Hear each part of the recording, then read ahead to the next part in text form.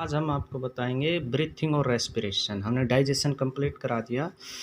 तो ये हमारा क्लास 10th बायोलॉजी का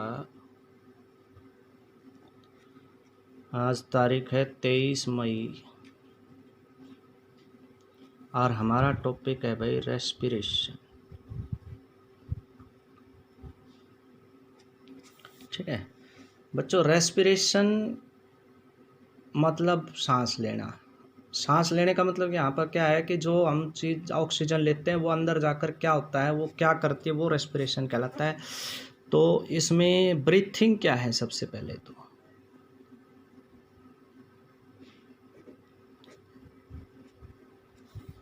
ब्रीथिंग क्या है? इसमें ऑर्गेनिज्म ऑक्सीजन लेते हैं एनवायरनमेंट से और कार्बन डाइऑक्साइड छोड़ते हैं। इट इज ए प्रोसेस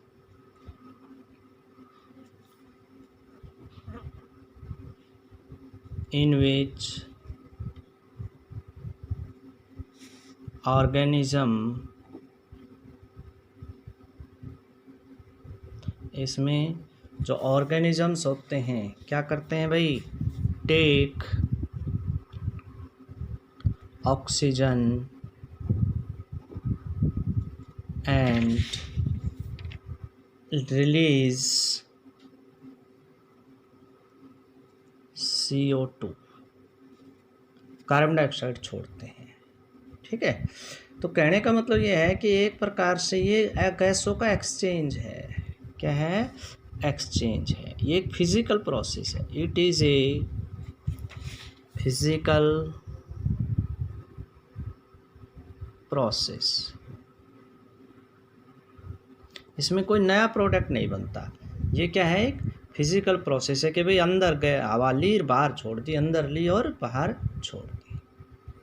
जबकि रेस्पिरेशन एक अलग प्रोसेस है बच्चों। रेस्पिरेशन क्या है? कई बार डेपो उसमें वो आ जाता है कि भाई रेस्पिरेशन और ब्रीथिंग में डिफरेंस बताइए। रेस्पिरेशन एक कॉम्प्लेक्स प्रोसेस है। It is more complex process in which जो ऑक्सीजन ली है ना भाई, वो क्या करती है? Oxygen is used to break down the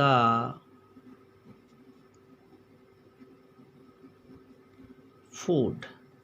जो भोजन है ना, उसको ऑक्सीडेशन करने के लिए, ऑक्सीडेशन का मतलब तोड़ना, किसकी सहायता से? ऑक्सीजन से। तो वो एक लंबा प्रोसेस होता है, वो सेल के अंदर चलता है। तो ये एक केमिकल प्रोसेस है। It is a chemical process.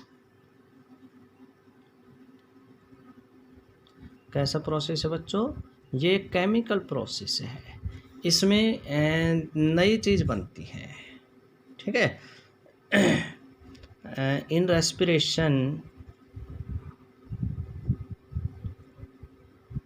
Energy is produce.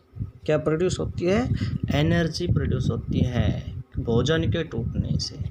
Energy is produced in the form of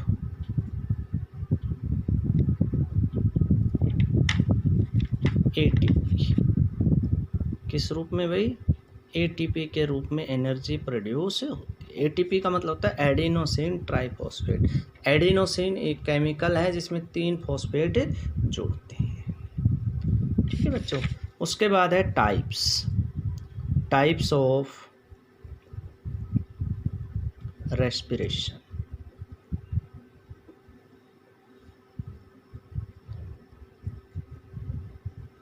बच्चों, रेस्पिरेशन 2 तरह का होता है। एक तो वो जिसमें ऑक्सीजन पूरी होती है तब भोजन टूटता है। एक वो जब ऑक्सीजन नहीं होती या कम होती है तब भोजन टूटता है। जब ऑक्सीजन पर्याप्त होती है सेल के अंदर, देखो जो हमने ऑक्सीजन ली ना सांस के द्वारा, वो बॉडी के हर एक सेल में जाती है, हर एक हिस्से में जाती है। भोजन भी ब्लड में मिलकर हर एक हिस्से में जाता है। वहाँ पर भोजन और ऑक्सीजन आपस में रिएक्शन करते हैं और वो भोजन टूट जाता है, इसी को रेस्पिरेशन कहते हैं। तो ये दो तरह का हो गया, क्या भाई, ऑक्सीडेशन ऑफ फूड,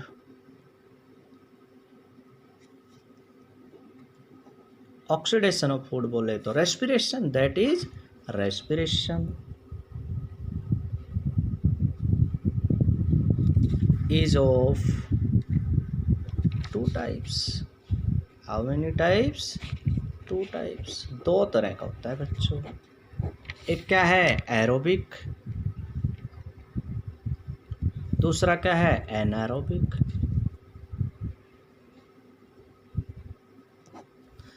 अगर एयर की प्रेजेंस में टूटेगा तो उसको कहेंगे एरोबिक, और एयर के एब्सेंस में भोजन टूटेगा तो उसको कहेंगे एनारोबिक। तो पहला है एरोबिक, एरोबिक रेस्पिरेशन।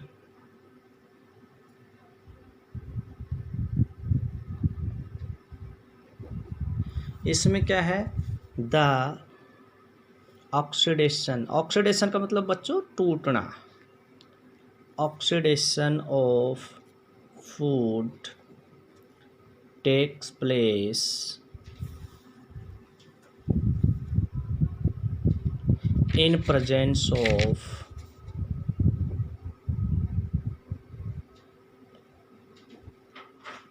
एयर या ऑक्सीजन।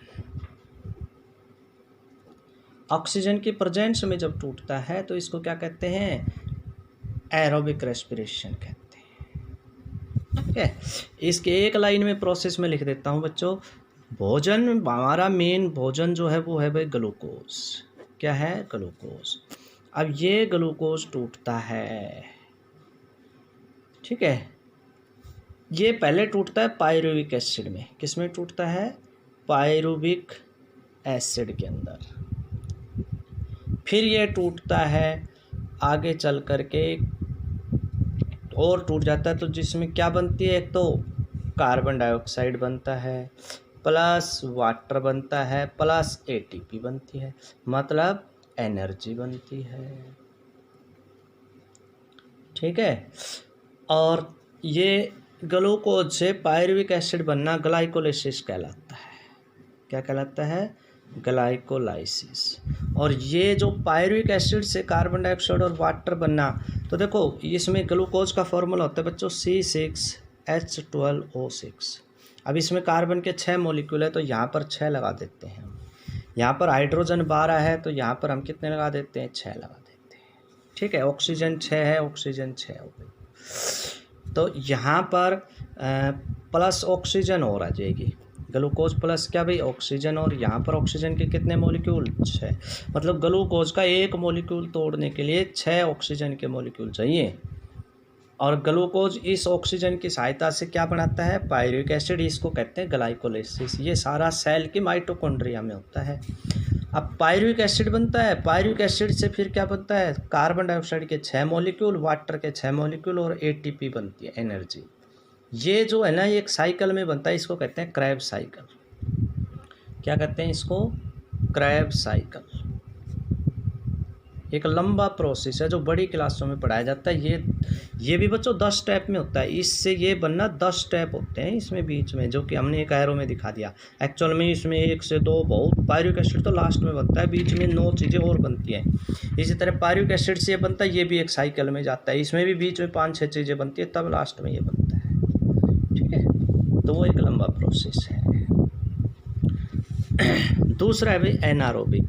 क्या है, एनारोबिक। ये हमारा पहला था भाई एरोबिक, सेकंड है भाई एनारोबिक रेस्पिरेशन। इसमें क्या होता है, मान लीजिए जब हम बहुत ज़्यादा काम करते हैं, ऑक्सीजन की कमी हो जाती है, तो भी हमारी मांसपेशियों में जो भोजन होता है वो टूटता है। तो इसमें क्या होता है, एयर के एब्सेंस में oxidation of food take place in absence, या तो बहुत कम होगी या बिल्कुल नहीं होगी, इन एब्सेंस ऑफ ऑक्सीजन। उसको क्या कहेंगे भाई, एनारोबिक रेस्पिरेशन कहते हैं। ये ज़्यादातर क्या होता है, माइक्रो ऑर्गेनिज्म के अंदर होता है। किसमें होता है, माइक्रो ऑर्गेनिज्म के अंदर होता है। मैनी प्रोडक्ट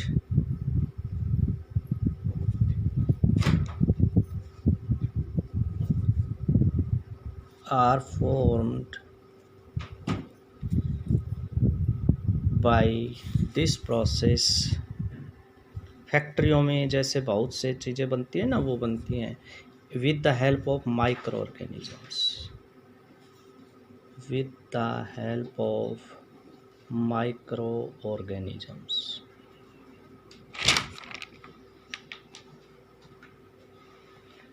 ठीक है, एग्जाम्पल जैसे ग्लूकोज है भाई,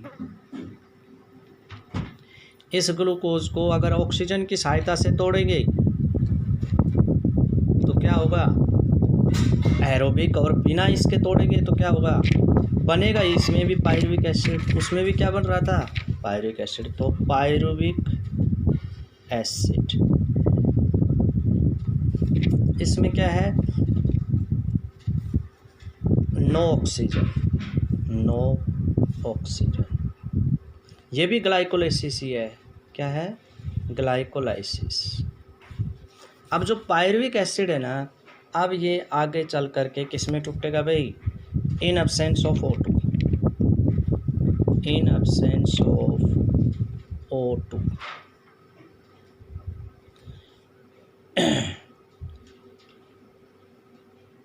इसमें क्या है, इथेनॉल बनेगा, C2H5OH। देखो इसमें CO2 बना था, ये पायरुविक एसिड इसमें भी था, ग्लूकोज से ये बन गया ग्लूकोज। इसमें ऑक्सीजन चाहिए थी, इसमें ऑक्सीजन नहीं चाहिए, इसमें सीधा ग्लूकोज पायरुविक एसिड में टूट जाएगा। फिर बनेगा इथेनॉल, अल्कोहल है कि इथेनॉल, इसमें CO2 बना था, प्लस इसमें बनेगा CO2 कम मात्रा में बनेगी, प्लस एनर्जी, एनर्जी भी इसमें कम बनेगी, ATP, वाटर नहीं बनेगा इसमें। तो कहने का मतलब ये है, ये वहाँ होता है हमारे अंदर भी, अगर कहीं जहाँ पर ऑक्सीजन नहीं पहुँच पाती तो एथेनॉल बन जाता है। हमारे अंदर एथेनॉल नहीं बनता, हमारे अंदर बनता है लैक्टिक एसिड, जो कि फिर जैसे हमारे बुरके चढ़ जाते हैं ना, थकान हो जाती है मसल्स में, तो वो बनता है। ठीक है बच्चों, तो ये था आपका एरोबिक की रिएक्शन, ये थी एनारोबिक की रिएक्शन। एरोबिक और एनारोबिक की डेफिनेशन भी मैंने लिख दी है। ठीक है, तो ये हमारा टॉपिक हो गया ख़त्म, रेस्पिरेशन।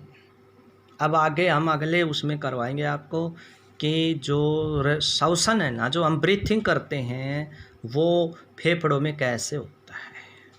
ठीक, तो ये आपका आज का टॉपिक था।